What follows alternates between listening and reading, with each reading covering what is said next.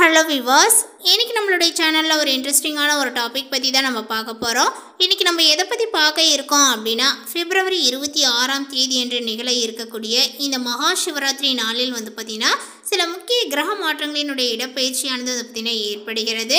So அந்த ஒரு கிரக மாற்றங்களின் மூலமாக இந்த விருச்சிக ராசி நேயர்களுக்கு எப்படிப்பட்ட பலன்களானது கிடைக்கப் போகிறது, அவர்களுடைய வாழ்க்கையில் அடுத்தடுத்து எந்த மாதிரியான விஷயங்கள்லாம் நடக்கப் போகுது, இவர்கள் எந்த விஷயத்தில் கவனமாக இருக்க வேண்டும், அதே போல் ஒரு சில விஷயங்களில் பார்த்திங்கன்னா இவர்கள் எச்சரிக்கையாகவும் நடந்து கொள்ள வேண்டும். அது மட்டும் இல்லாமல் கடந்த சில காலங்களாக இவர்களுக்கு நேர்ந்த எல்லா ஒரு பிரச்சனைகளுமே மீண்டும் பார்த்திங்கன்னா தொடரப்போகிறதா, இல்லை ஏதாவது பார்த்திங்கன்னா முடிவுகளானது காணப்படுமா, இல்லை வேறு ஏதாவது பார்த்திங்கன்னா புதுவிதமான பிரச்சனைகளானது காத்திருக்கிறதா, இது போன்ற எல்லா விஷயத்தையும் தான் நம்ம டீட்டெயிலாக பார்க்க இருக்கோம். பதிவை தொடர்ந்து பாருங்கள். இந்த வீடியோவை விருச்சிக ராசி நேயர்கள் பார்த்துட்டு இருந்தீங்க அப்படின்னா இந்த வீடியோக்கு ஒரு லைக் கொடுத்துடுங்க. உங்களுக்கு சிவபெருமானை பிடிக்கும் அப்படின்னா சிவபெருமானை போற்றி அப்படின்னு சொல்லிட்டு மறக்காமல் பதிவிடுங்க. இப்படி செய்யும் பொழுது உங்களுடைய வாழ்க்கையில் இருக்கக்கூடிய கஷ்டங்கள் அனைத்துமே பார்த்திங்கன்னா குறையும் அப்படின்னு சொல்லலாம்.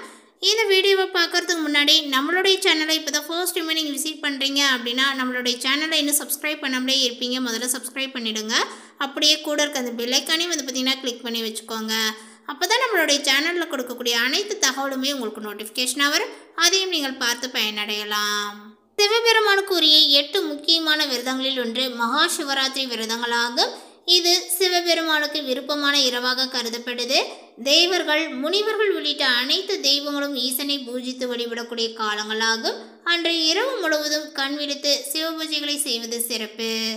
சிவபெருமான் பார்வதி தேவியை திருமணம் செய்து கொண்ட நாளையே மகா சிவராத்திரி தினமாக கொண்டாடப்படுவதாக புராணங்கள் சொல்லப்படுகின்றன.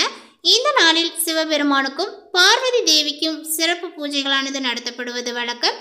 அன்றைய தினம் மாலை துவங்கி இரவு முழுவதுமே சிவபெருமானுக்கு 4 கால பூஜைகளானது நடத்தப்படும். அதுவும் மகா சிவராத்திரி அன்று ஒரு குறிப்பிட்ட நேரத்தில் சிவபெருமானை வழிபட்டால் நினைத்த காரியங்கள் அனைத்துமே அப்படியே நடக்கும் என்று சொல்லப்படுது. மகா சிவராத்திரி பூஜைகள் என்பது மாலை 6 மணிக்கு துவங்கி மறுநாள் காலை 6:30 மணி வரை பார்த்திங்கன்னா நடைபெறுங்க. மொத்தம் 4 கால பூஜைகள் நடத்தப்படும். ஒவ்வொரு கால பூஜையுமே பார்த்திங்கன்னா சுமார் 3 மணி நேரங்களானது நடைபெறுங்க. இந்த மகா சிவராத்திரியினுடைய 4 கால பூஜைகளில் மிகவும் முக்கியமானது 3ஆம் கால பூஜை தான். இது நள்ளிரவு 12 மணிக்கு துவங்கி அதிகாலை 3 மணி வரை நேரங்களானது பார்த்திங்கன்னா நடைபெறுங்க. இந்த 3ஆம் காலத்தினுடைய முதல் 50 நிமிடங்கள் மிக மிக முக்கியமானது. இந்த நேரத்தில் செய்யப்படக்கூடிய பூஜைக்கு நிசித கால பூஜை என்று பெயர். இதுதான் பார்த்திங்கன்னா சிவபெருமானை வழிபடுவதற்கு மிக மிக ஏற்ற நேரங்களாகும். இந்த நேரத்தில் பார்த்திங்கன்னா நம்மளுடைய பார்வதி தேவி சிவனை வேண்டிக் கொண்ட நேரங்களாக சொல்லப்படுது.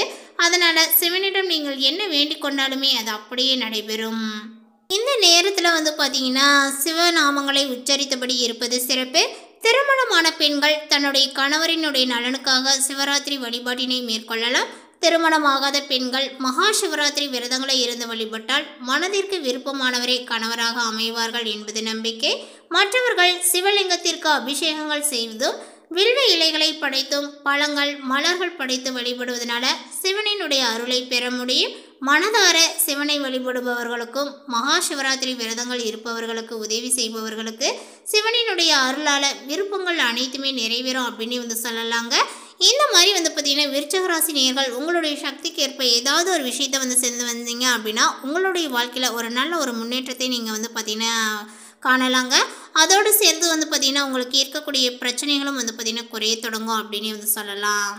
இந்த காலகட்டத்தில் விருச்சிக ராசி நேயர்களுக்கு கிரக நிலைகளினுடைய தாக்கங்களானது பார்க்கும் பொழுது உங்களுடைய ராசிநாதன் செவ்வாய் வக்ர நிவர்த்தி ஆகி பலம் பெறுவதனால நீங்கள் தொட்ட காரியங்கள் அனைத்திலுமே பார்த்திங்கன்னா வெற்றிகளானது கிடைக்கும் அப்படின்னு சொல்லலாங்க.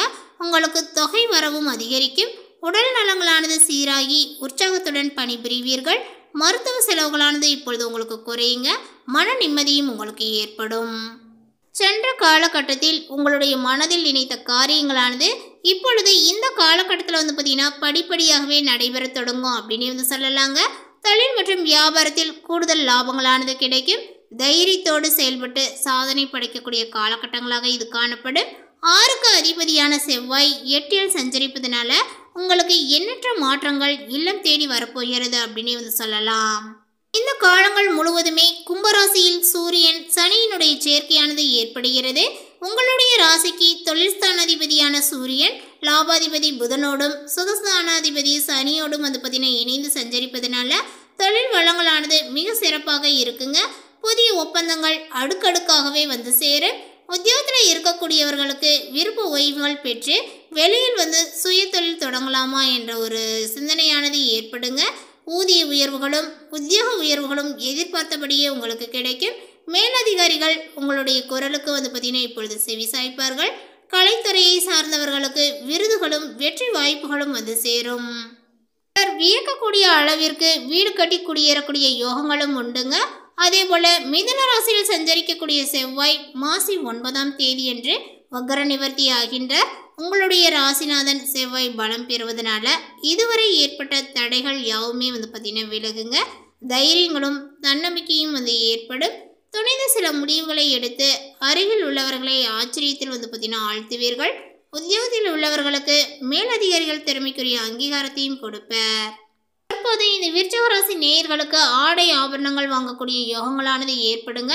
வெளிநாடு சென்று சம்பாதிக்க வேண்டும் என்று விரும்புபவர்களுக்கு அது கைகூடும்.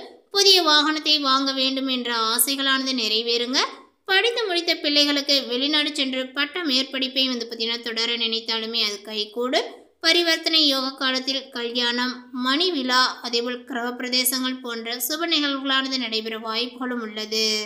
காலகட்டத்தில் மீன ராசிக்கு செல்லக்கூடிய புதன் அங்கு நீச்சம் பெறுகின்ற உங்களுடைய ராசிக்கு அஷ்டமா லாபாதிபதியானவர் புதன். அவர் நீச்சம் பெறுவது நன்மைதான். சென்ற காலகட்டத்தில் ஏற்பட்ட இழப்புகளை இப்பொழுது ஈடுகட்ட எதிர்பாராத நல்ல வாய்ப்புகளானது வந்து சேருங்க. தொடர்கதையாய் வந்த கடன் சுமைகளானது இப்பொழுது குறையும்.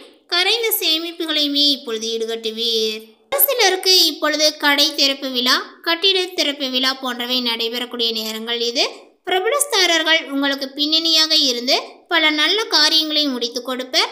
பொது வாழ்வில் உள்ளவர்களுக்கு எதிர்பார்ப்புகள் எளிதில் நிறைவேறும். வியாபாரம் மற்றும் தொழில் செய்பவர்களுக்கு லாபங்களானது கூடுதலாகவே கிடைக்கும். உத்தியோகத்தில் உள்ளவர்களுக்கு உயர் பதவியானது உண்டு. கலைஞர்களுக்கு சந்தர்ப்பங்களானது சாதகமாகவே வந்து அமையுங்க. மாணவ மாணவிகளுக்கு மதிப்பெண்ணும் மதிப்புகளும் வந்து பார்த்தீங்கன்னா உயரும். பெண்களுக்கு நல்ல காரியங்கள் இல்லத்தில் நடைபெறுங்க. உங்களுடைய பெயரிலேயே சொத்துக்கள் வாங்கக்கூடிய யோகங்களும் உண்டு. அலுவலகத்தில் இதுவரை இருந்து வந்த இறுக்கமான ஒரு சூழ்நிலைகளானது மாறுங்க. உங்களுடைய பணிகளில் சக ஊழியர்களினுடைய ஒத்துழைப்பானது ஏற்படும். சிலருக்கு எதிர்பார்த்த பதவி உயர்வுகள், ஊதிய உயர்வுகள் போன்ற சலுகைகளானது கிடைக்குங்க. நிர்வாகத்தினரிடம் எதிர்பார்த்த கோரிக்கைகளானது நிறைவேறும். அதேபோல் இந்த காலகட்டத்தினுடைய பிற்பகுதியில் இராணுவம், காவல், தீயணைப்பு துறைகளில் வந்து பார்த்தீங்கன்னா பணிபுரியக்கூடியவர்கள் பதவி உயர்வுகள் கிடைக்க பெறுவர் அப்படின்னு வந்து சொல்லலாம். தொழில் மற்றும் வியாபாரத்தில் லாபங்களானது சுமாராக தான் கிடைக்கும். அதேபோல் இந்த காலகட்டத்தினுடைய முற்பகுதியிலேயே வீண் விரயங்கள் ஏற்பட சாத்தியங்களானது உள்ளது. புதிய முயற்சிகளை தவிர்ப்பதுடன் வியாபாரத்தை விரிவுபடுத்தக்கூடிய முயற்சிகளையும் தவிர்க்க வேண்டும். சக வியாபாரிகளால் மறைமுக போட்டிகளை சந்திக்க நேரிடலாங்க. அரசாங்க வகையில் கிடைக்க வேண்டிய அனுமதிகள் கிடைப்பதில் தடைகளும் தாமதங்களும் உண்டாகலாம். குடும்பத்தை நிர்வகிக்கக்கூடிய பெண்களுக்கு பல வகையிலும் முன்னேற்றங்கள் தரக்கூடிய காலகட்டங்களாக இருக்குங்க. புகுந்த வீட்டு உறவினர்களுடைய மத்தியில் மதிப்பும் மரியாதையும் உங்களுக்கு ஏற்படும். கணவருடைய பாராட்டுகள் வந்து பார்த்தீங்கன்னா இப்பொழுது கிடைக்கக்கூடுங்க. அலுவலகத்துக்கு செல்லக்கூடிய பெண்களுக்கு சிறப்பான பலன்களானது ஏற்படும். எதிர்பார்த்த பதவி உயர்வுகளும் கிடைக்கும். தற்போது உங்களுக்கு பணவரவானது கணிசமாக வந்து இருக்குங்க. புதிய ஆடை ஆபரணங்களானது சேரும். மனதில் தன்னம்பிக்கையானது அதிகரிக்கும். எதையுமே சம்பாதிக்க வேண்டும் என்ற ஒரு மன உறுதியானது ஏற்படுங்க. பழைய வாகனத்தை மாற்றிவிட்டு புதிய வாகனத்தையும் நீங்கள் வாங்குவீர்கள். கணவன் மனைவிக்கு இடையில் அந்யோன்யங்களானது வந்து பார்த்தீங்கன்னா அதிகரிக்குங்க. குடும்பத்தில் மகிழ்ச்சியும் நிம்மதியும் ஏற்படும். பிரிந்திருந்த தம்பதி ஒன்று சேருவார்கள். சிலருக்கு குழந்தை பாக்கியங்களானது வந்து பார்த்தீங்கன்னா கிடைக்குங்க. சுப நிகழ்ச்சிகளில் கலந்து கொள்வீர்கள். குடும்பத்துடன் விருந்து விசேஷங்களுக்கு சென்று வருவீர். உறவினர்களால் உதவிகளும் இப்பொழுது கிடைக்குங்க. அதே நேரத்தில் அவர்களால் சிறு உபத்திரவங்களும் ஏற்படலாம். உறவினர்களுடைய வகையில் சற்று பக்குவமாக நடந்து கொள்வது நல்லது. வட்டாரத்தில் மதிப்பும் மரியாதையும் ஏற்படும். வாழ்க்கை துணை வழி உறவுகள் உங்களுடைய ஆலோசனைகளை வந்து பார்த்தீங்கன்னா ஏற்றுக்கொள்வார்கள். அவர்களுடைய மத்தியில் உங்களுடைய கௌரவங்களானது ஒருபடி உயர்ந்து காணப்படும்.